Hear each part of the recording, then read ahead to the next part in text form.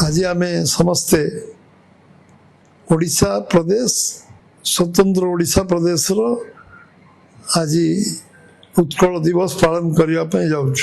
समस्त को मु शुभेच्छा जनाऊँगी अभिनंदन जनाऊँगी एवं समस्त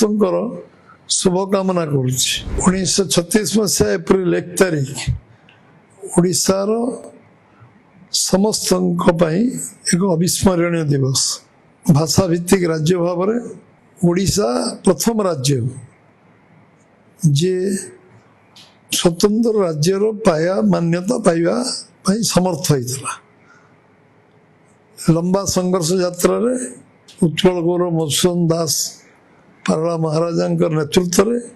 उत्कलमणि गोपबंधु आरंभ कर अजस्र लोकंकर अखंड परिश्रम चेष्टा एकाग्रता प्रतिबद्धता कारण ओडिशा स्वतंत्र राज्य पाइबा सफल होता आज आम समस्ते ओडिशा प्रदेश स्वतंत्र ओडिशा प्रदेश रो आज उत्कल दिवस पालन करने जाऊँ समस्त को मु शुभेच्छा जनाऊँगी अभिनंदन जनाऊँगी एवं समस्त शुभकामना करुँच ओडिशा समृद्ध हो ओडिशा विकसित ओडिशा हो ओडिशा 1 नंबर राज्य भारत वर्ष रे विकसित भारत को अधिक सहयोग कर समर्थ हो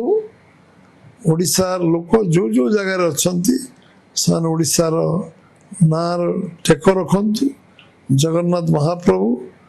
आशीर्वाद रे ओडिशा रे अजस्र संभावना अच्छी से संभावना को साकार करने समस्त चेष्टा प्रचेष्टा जारी रो आम समस्ते गोटे टीम स्पिरिट रे काम करवा एवं ओडिशा को अग्रगामी करवा